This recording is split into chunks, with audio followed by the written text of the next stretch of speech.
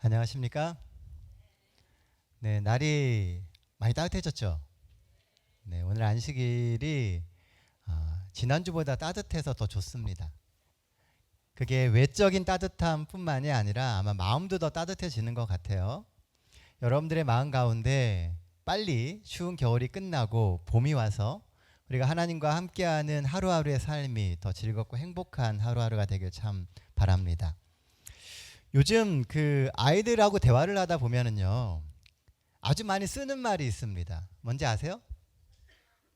대박 아니면 헐입니다. 헐. 별로 대화를 안 하시나 봐요. 아이들하고 대화를 하면 뭘 얘기를 해도 다 대박으로 끝납니다. 또 아니면 헐 이렇게 하고 끝나요. 네. 맛있어도 대박, 즐거워도 대박, 힘들어도 대박, 화가 나도 대박입니다. 이 자신의 모든 감정을 전부 다 이 대박이라고 하는 한 단어로 다 표현하고 끝나버리는 것을 보게 됩니다. 그런데요, 어느 순간 이 대박이라고 하는 감정이 어떤 감정인지를 알 수가 없는 겁니다. 이게 정말 좋은 건지, 싫어서 하는 이야기인지, 또 우리의 삶 속에서 일어나고 있는 그 많은 감정들과 변화들을 이 대박이라고 하는 한 단어로 다 설명할 수 있을까라는 생각을 해보게 되었습니다. 여러분들의 삶에도 대박이 있으십니까? 대박이 없으세요? 잘 보면 대박이 있습니다. 자신의 모든 감정이 표현될 수 있는 그 대박이라고 하는 말로는 다 표현 못하지만 하나님이 우리의 삶 속에 주시는 참 놀라운 일들이 있어요. 그리고 그 일들은 우리가 말로 표현할 수 없고 또 우리의 그 느낌과 언어로 차마 다 해석할 수 없는 그런 순간들이 우리에게 있습니다. 자, 그렇다면 하나님이 우리의 삶에 주시는 그런 감정들과 또 감동과 경험들을 어떻게 삶에서 녹여갈까요? 저는 신앙생활의 열쇠가 여기 있다고 생각합니다. 하나님이 우리의 인생 가운데 참 많은 일들을 이루세요. 근데 그것을 우리의 삶 속에서 어떻게 풀어가고 어떻게 삶에 적용하느냐가 우리가 어떤 신앙생활을 하느냐에 열쇠가 있다고 생각을 합니다. 우리는 앞으로 몇 주간 전설이 된 사람들이라고 하는 큰 주제의 말씀을 같이 나누게 될 겁니다. 하나님의 사람들에게 주시는 감동과 그 경험들을 각각의 사람들이 어떻게 그들의 삶으로 승화시켜 갔는지를 좀 주목해 보려고 합니다. 오늘은 그 첫 시간으로 여리고의 전설이 된 사람이라고 하는 제목의 말씀을 준비했습니다. 신약성경 누가복음 19장 2절로 9절에 있는 말씀 우리 같이 보도록 하겠습니다. 신약성경 누가복음 19장 2절로 9절에 있는 말씀입니다. 우리 한 절씩 번갈아 가면서 읽겠습니다. 2절입니다. 삭개오라 이름하는 자가 있으니 세리장이요 또한 부자라. 그가 예수에게 어떠한가 사람인가 하여 보고자 하되 키가 작고 사람이 많아 할 수 없어 앞으로 달려가서 보기 위하여 돌 무화과 나무에 올라가니 이는 예수께서 그리로 지나가시게 되밀어라. 예수께서 그곳에 이르사 쳐다보시고 이르시되 삭개오야 석히 내려오라. 내가 오늘 내 집에 유하여야 하겠다 하시니 급히 내려와 즐거워하며 영접하거늘 무사람이 보고 수군거려 저가 죄인의 집에 유하러 들어갔도다 하더라. 삭개오가 서서 주께 여짜오되 주여 보시옵소서 내 소유의 절반을 가난한 자들에게 주겠사오며 만일 누구의 것을 속여 빼앗은 일이 있으면 네 갑절이나 갚겠나이다. 예수께서 이르시되 오늘 구원이 이 집에 이르렀으니 이 사람도 아브라함의 자손이미로라. 예, 감사합니다. 자, 오늘 이야기는 누구 이야기입니까? 네, 삭개오 이야기죠. 우리가 너무나 잘 아는 이야기입니다. 먼저 4절을 한번 보도록 하겠습니다. 본문이 주는 첫 번째 이야기는 방법을 찾으라라고 하는 거예요. 4절입니다. 앞으로 달려가서 보기 위하여 돌 무화과 나무에 올라가니 이는 예수께서 그리로 지나가시게 되미러라. 자, 우리는 삭개오 이야기를 너무나 잘 압니다. 성경학교 때부터 삭개오 이야기는 늘 빠지지 않는 이야기예요. 그렇죠? 삭개오에 대한 노래도 있습니다. 아세요? 키가 작은 삭개오는 뽕나무 위로. 다음에 뭐가 나와야 됩니까? 네, 엉금엉금. 잘 모르시네요, 이걸. 성경학교에서 어린이반에서 늘 배우는 노래가 이 삭개오 노래입니다. 삭개오는 키가 작았습니다. 그렇죠? 그래서 예수님을 보고 싶어도 사람들 사이에 묻혀서 볼 수가 없었어요. 그가 가지고 있는 상황 자체가 사람들 속에서 예수를 볼 수 없는 자리에 있었다는 겁니다. 그래서 좌절했습니까? 아닙니다. 방법을 찾았어요. 키가 작아서 안 보이니까 길가에 있는 나무 위로 올라갔습니다. 신앙을 한다는 것은요, 방법을 찾는 겁니다. 믿을 방법을 찾는 것이 신앙을 하는 거예요. 주를 만나려고 하는 열망을 가지고 믿기 위해서 방법을 찾아가는 것이 바로 믿음입니다. 삭개오가 오랫동안 사람들의 입에 회자되는 전설적인 인물이 된 이유는 그렇게 믿음을 이어갈 방법을 적극적으로 찾았기 때문입니다. 삭개오라고 하는 그 인물 자체가 내가 믿는 그 믿음을 지켜가기 위해서 방법을 찾은 사람이었기 때문에 지금까지도 성경학교에서도 이야기하고 모든 신앙하는 사람들이 한 번은 들어본 적한 그런 인물이 되게 되었다는 것이죠. 축구 선수 중에 박지성이라고 하는 선수가 있습니다. 너무나 잘 아시죠? 요 조금만 내려가면 길 이름이 박지성로입니다. 제가 매일 지나가면서 이 박지성로 얘기를 봅니다. 박지성 선수의 별명이 언성 히어로입니다. 이 언성 히어로가 무슨 뜻이냐면요, 알려지지 않은 영웅 또는 칭송되지 않은 영웅이라고 하는 의미입니다. 사람들이 이 사람이 영웅은 영웅인데 잘 알려지지 않았거나 칭송받지 못하는 그런 영웅이라는 거예요. 그런데 영국의 프리미어 리그에서는요, 이 박지성 선수를 이 프리미어 역사상 최고의 미드필더 중 한 명으로 늘 추천을 합니다. 왜일까요? 그가 사람들의 주목을 받을 만큼 화려한 인물은 아니었어요. 그러나 끈질긴 수비로 팀에게 승리를 가져다주고 늘 묵묵한 헌신으로 늘 이길 방법을 찾고 팀을 바꿨던 선수이기 때문에 그렇습니다. 눈에 띄게 아주 특별한 사람은 아니었지만 그가 있으면 늘 방법을 찾아서 이기게 만들어주는 거예요. 삭개오 역시 언성 히어로였습니다. 사실 삭개오는 사람들로부터 사랑받고 지지받았던 사람이 아닙니다. 그는 세리였어요. 세금을 걷어서 중간에 남겨먹는 사람, 그게 세리입니다. 로마에서 100원을 걷으라 그러면 사람들한테는 200원을 걷어서 100원은 로마에다 보내고 100원은 인마이 포켓을 하는 사람이었다는 겁니다. 사람들은 그래서 세리를 부정과 강탈의 대명사로 여겼습니다. 세리는 좋은 사람들이 아니에요. 게다가 삭개오는 그 세리 중에서 최고의 우두머리인 세리 짱이었습니다. 그러니 사람들이 부정적인 눈으로 삭개오를 바라보고 멸시하는 것은 너무나 당연했어요. 삭개오는 존경받는 사람이 아니었습니다. 그럼 삭개오는 정말 하나님 안에서 깨끗하고 정직한 사람이었음에도 그런 오해를 받았던 것일까요? 아니었던 것 같습니다. 희대소망 555페이지에 이런 글이 있습니다. 세리들 사이에는 동맹이 되어 있어서 저들은 백성들을 압박할 수 있었고 사기행위를 하는데 공조체계를 이루고 있었다. 투색하는 일에서도 그들은 거의 일반화된 관습을 따르고 있는 것뿐이었다. 사회적으로 조직화된 타락, 삭개오는 바로 그 타락의 중심에 있는 사람이었습니다. 어쩌면 우리가 생각하는 것보다 삭개오가 더 나쁜 사람이었을 수 있습니다. 이 삭개오가 했던 누구의 것을 속여서 빼앗은 일이 있으면 4배나 갚겠다라고 하는 삭개오의 약속은요, 지난 세월 그의 인생 속에 있었던 타락과 부패했던 삶의 흔적에 대한 그의 회개의 고백이라고 볼 수 있습니다. 사실 그도 알게 모르게 엄청 해먹었다는 거죠.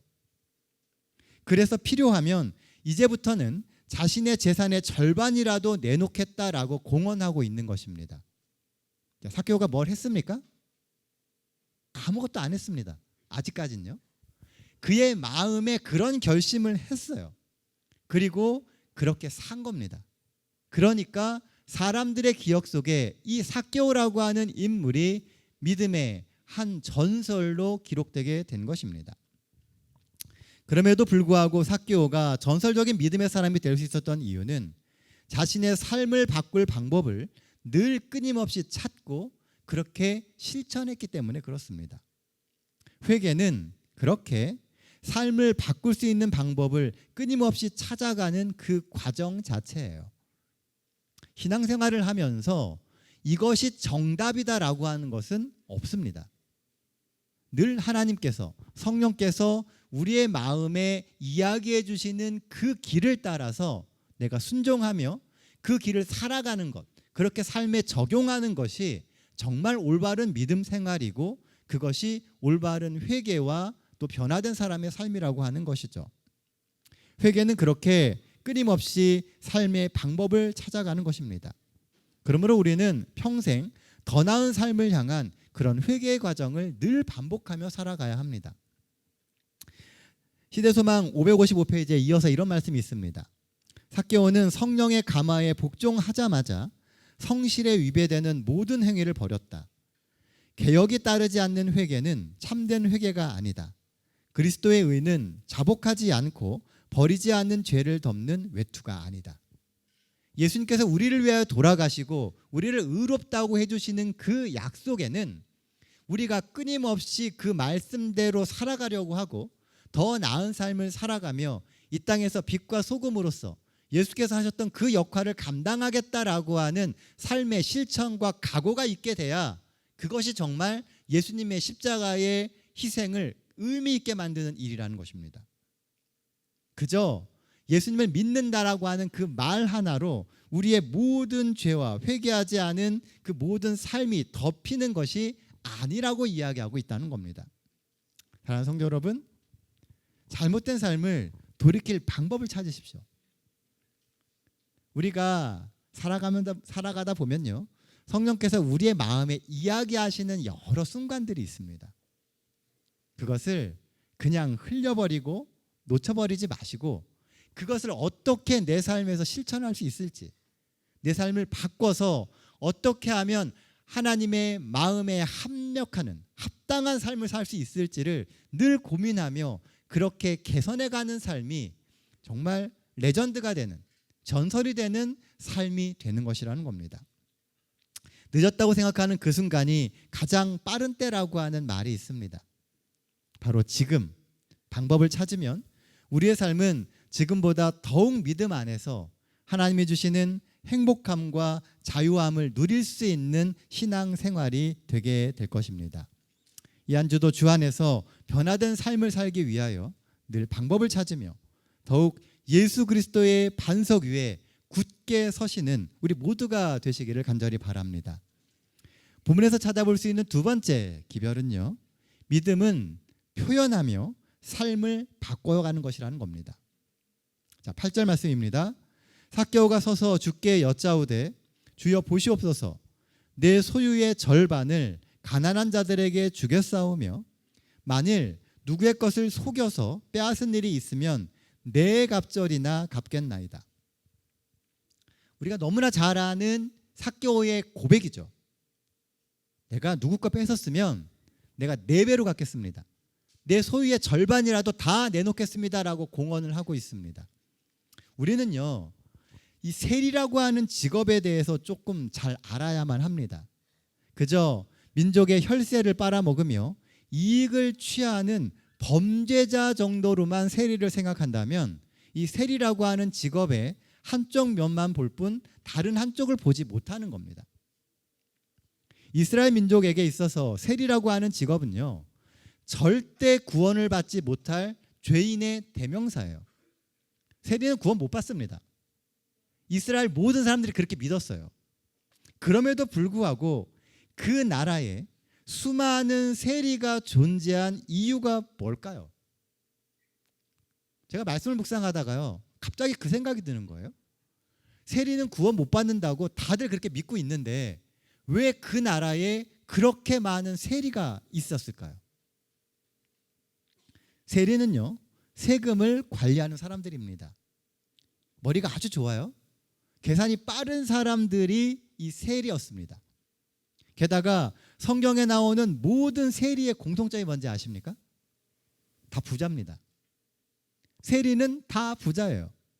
비록 사람들에게 손가락질을 받고 구원받지 못할 죄인 취급을 받지만 현실에서는 부자였고 원하는 모든 것들을 다 누리면서 살 수 있는 사람들이 세리였다는 겁니다. 한마디로 세리들은 구원과 영생 대신 현실의 부와 안락한 삶을 선택한 매우 현실적인 사람들일 수 있다는 거예요. 그래서 수많은 사람들이 여전히 세리로 존재했던 것입니다.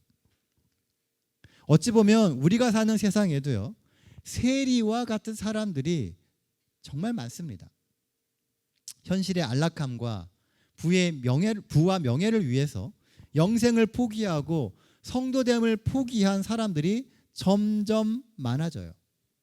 아주 안타까운 사실입니다. 그런데 세상은요, 시간이 지나면 지날수록 그런 사람들이 많아져 가고 있다는 거예요. 우리가 세리의 이야기를 보면 마치 남의 이야기인 것처럼 생각하지만 사실 우리 역시도 세리와 같은 삶을 선택하는 경우가 너무나 많다는 겁니다. 하나님이 제시해 주신 구원의 길이 명확히 있음에도 불구하고 그것보다는 현실에서의 안락함과 부와 명예를 더 가치 있게 여기는 삶을 선택하는 경우가 있다는 것이죠. 옛날에 한 부자가 길에서 그만 돈을 잃어버렸습니다. 돈자루를 잃어버렸어요. 부자는 자신의 돈자루를 찾아주는 사람에겐 사례금으로 100냥을 주겠다라고 공고문을 걸었습니다. 그리고 며칠 후 한 소년이 돈자루를 들고선 부자에게 찾아왔어요. 돈을 찾은 기쁨도 잠시고요, 이 부자는 소년한테 사례금을 100냥이나 주려고 하니까 너무나 안타까운 겁니다. 그래서 잔꾀를 부렸어요. 아유, 돈이 꼭 100냥이 모자라는데 내가 이미 사례금을 뺐구나. 자, 이제 돈을 찾아줘서 고마우니 이제 그만 가보아라. 이 소년은 사실 사례금을 그렇게 원했던 게 아니에요.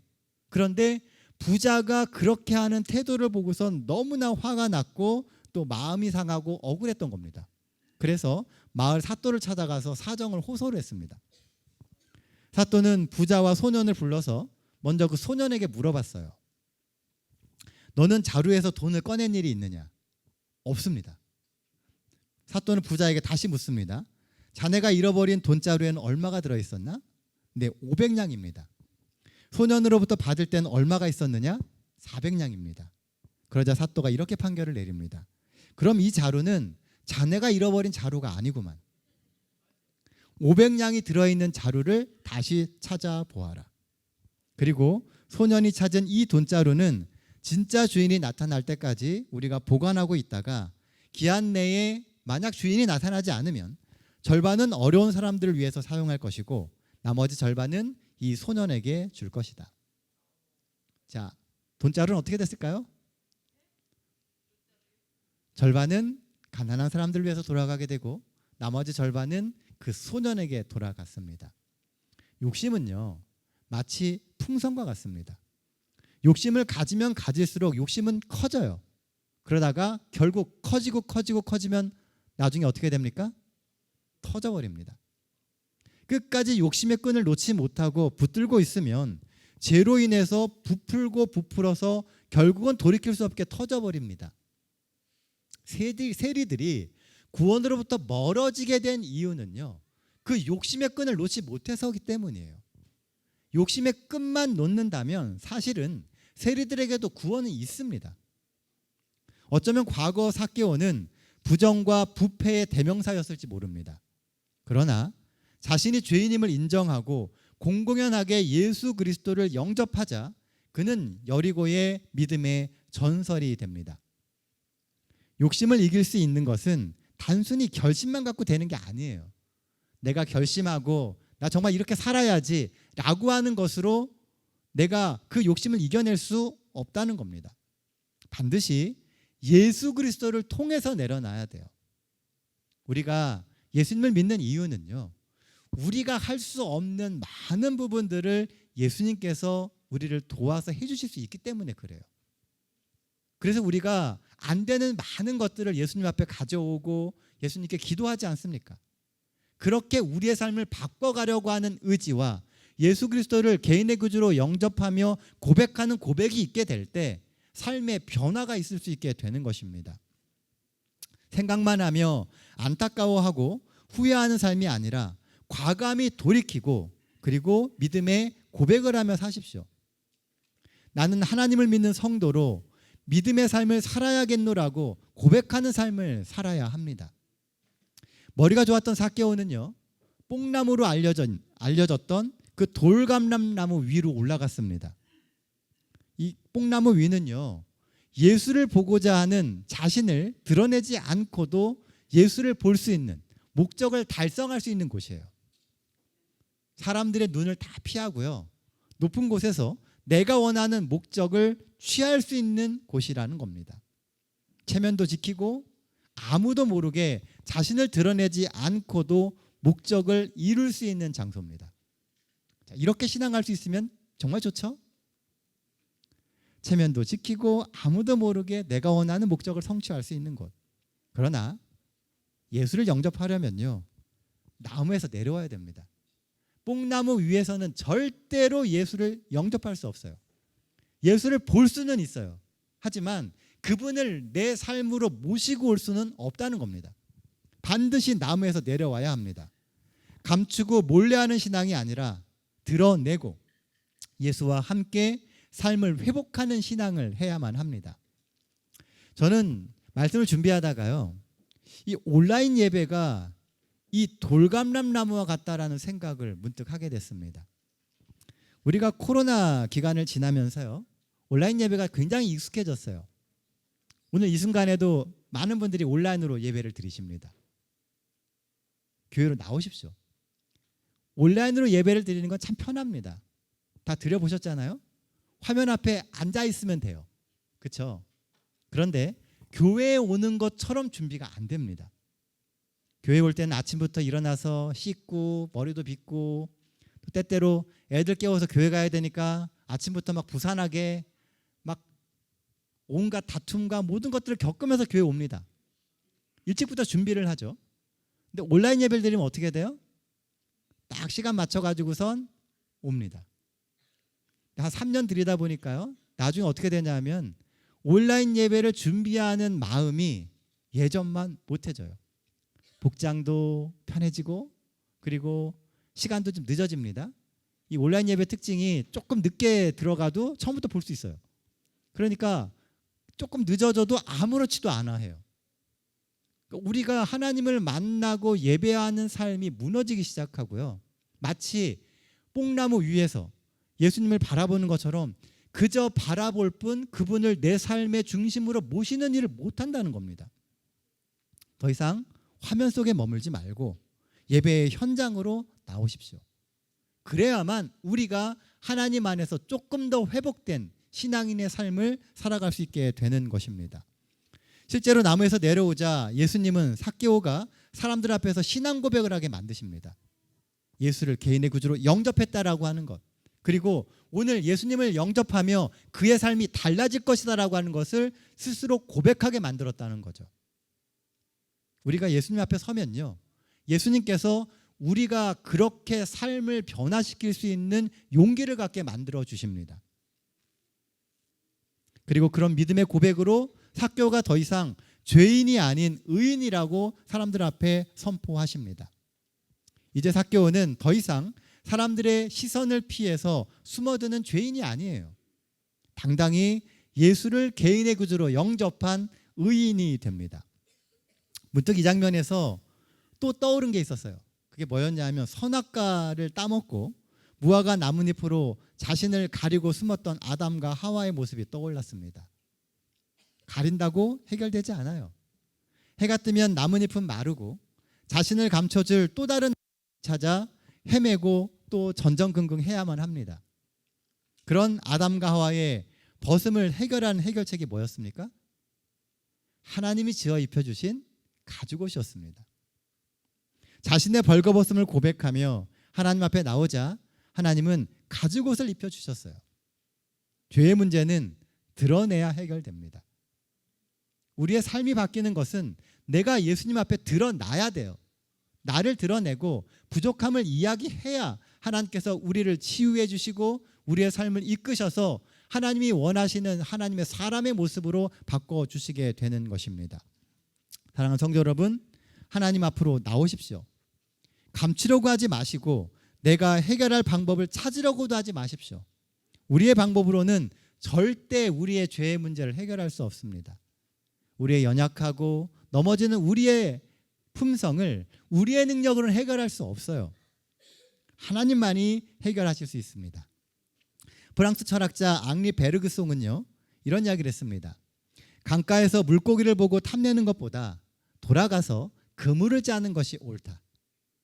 아무리 멀리서 보면서 저거 좋은데 나 저거 필요한데 이야기하는 것보다 돌아가서 그물을 짜면서 정말 고기를 잡으려고 하는 것이 낫다는 겁니다.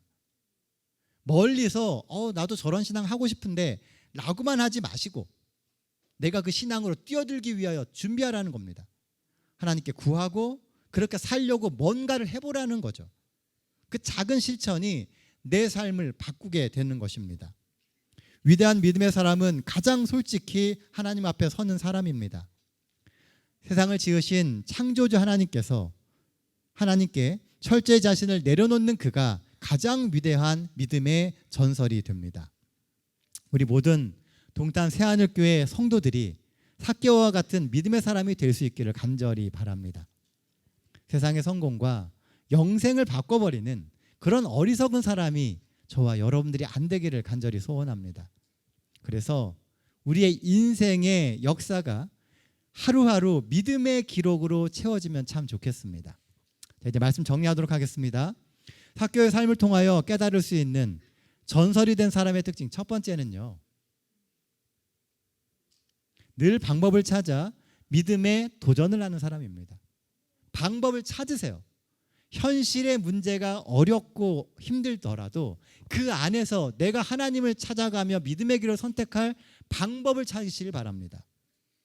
이제 2024년이 시작된 지 한 달이 지났고요. 새롭게 또 결심해야 될 때가 됐습니다. 지금이 삶을 바로 세울 가장 좋은 시간이에요.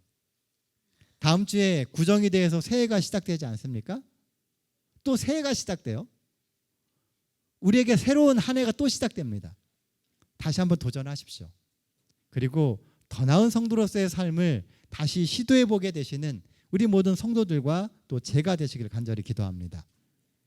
삭개오의 삶을 통하여 깨달을 수 있는 두 번째 믿음의 전설이 된 사람의 특징은 자신의 믿음을 표현하며 삶을 바꾸는 사람이에요. 표현하지 않으면 삶을 바꿀 기회를 놓치게 됩니다. 표현해야 돼요. 자신을 하나님 앞에 드러내십시오. 멀리서 자존심 지키며 하는 신앙이 아니라 그것은 올바른 신앙이 아니에요. 자존심을 하나님 앞에서 지키려고 한다는 것 자체가 사실은 하나님과 거리를 두는 겁니다. 있는 모습 그대로. 연약하면 어떻습니까? 여전히 부족하고 쓰러지고 넘어졌으면 어때요? 하나님은 그런 우리를 회복시키시고 사랑해 주시는 분입니다. 하나님께 내 모든 연약함을 맡기며 하나님의 채워지심을 경험하고 회복하는 그 경험을 하게 되시기를 간절히 바랍니다.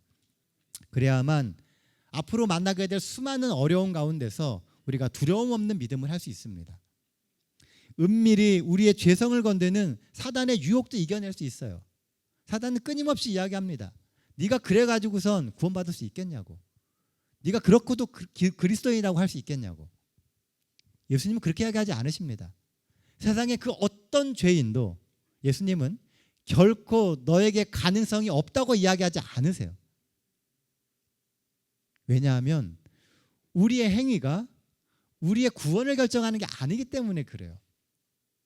우리의 마음이 오늘 하나님께 향하고 하나님을 향해 나아간다면 그것만으로도 예수님께서는 기뻐하시고 우리의 구원을 약속해 주시는 분이기 때문입니다.